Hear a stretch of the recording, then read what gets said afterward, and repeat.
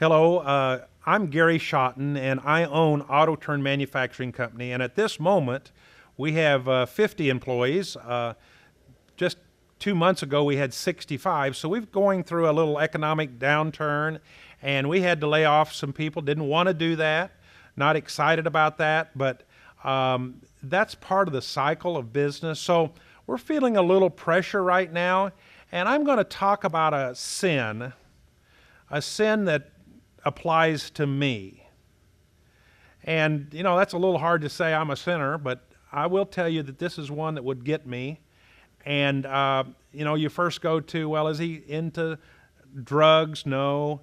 Is he into alcoholism? No. Not a porn addict, nothing like that. But, this is about as deadly. I'm talking about the sin of micromanaging. And why would I say that's a sin? Anything that steals, kills, and destroys tears down people, tears down situations. Let's just take alcoholism. I've been around several alcoholics. I've had, through the years, I've been in business 45 years now, 44 years.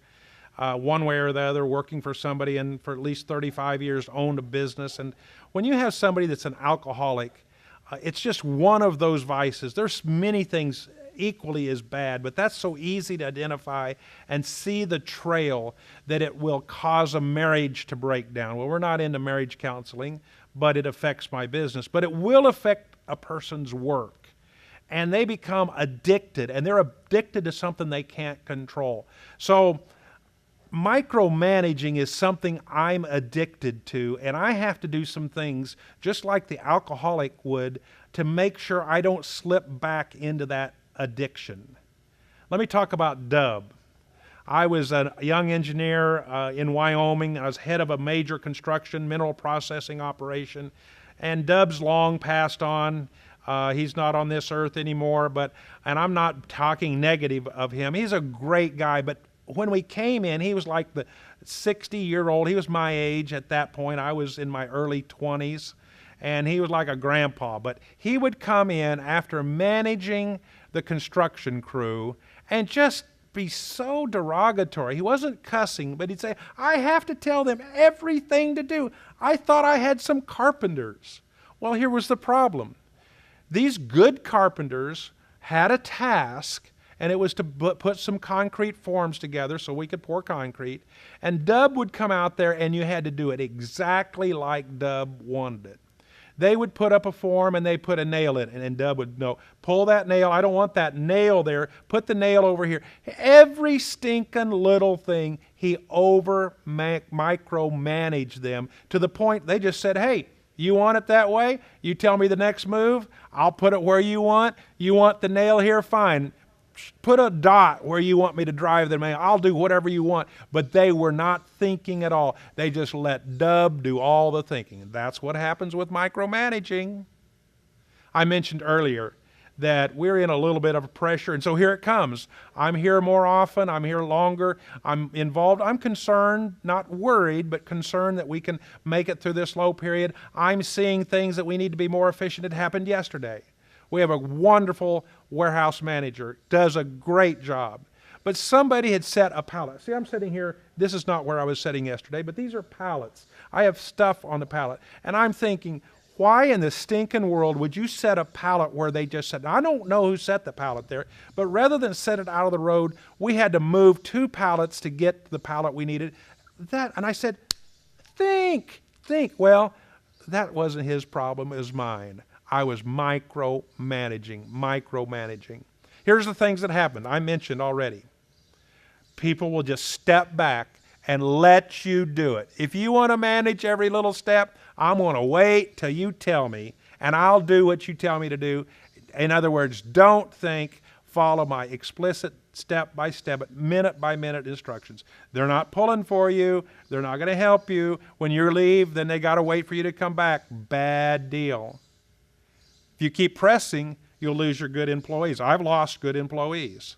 I'm at risk. I'm addicted to micromanaging. So if I pursue that route, allow that to take over, then at some point my good, well-meaning and intelligent and dedicated and will do a better job than I would do leaders will find another job.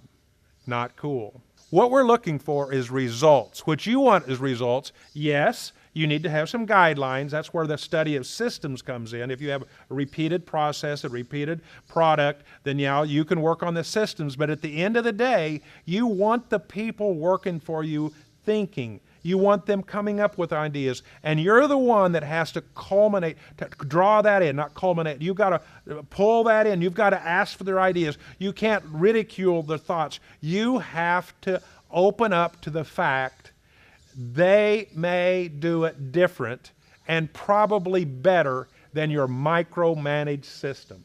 That's my challenge. Now here's how I offset mine. I know I'm addicted to that. I can control it to a point. I'm not doing something that's causing illegal or my wife's going to leave me or anything like that, but I can do it. I make a point to be gone. It's not that I don't know what's going on. I schedule 5 to 7 full weeks that I go on a trip, a mission trip to some part of another part of the world. I am not here all day. I average, when things are rolling, the last couple of months hasn't been that way. That's why I'm slipping back in, if you understand. I'm slipping back into my old habit. I've got to change. I've got to schedule me a trip and be gone 10 days. I got to make sure that I'm next week here only 20 hours. I'm not loafing. I'm offsetting my addiction. Hey, I hope this is helpful to you. We have a lot of people managing small companies, and I hope this applies there more so than a big company. I hope that you would consider sharing these kind of videos, whether it's this one or another. Hit the share button. There's several ways to do it. Send it by email to someone. That's how we're wanting to spread the word that we're here to help you, and our theme is inspiring better business. I hope this has helped. Thank you.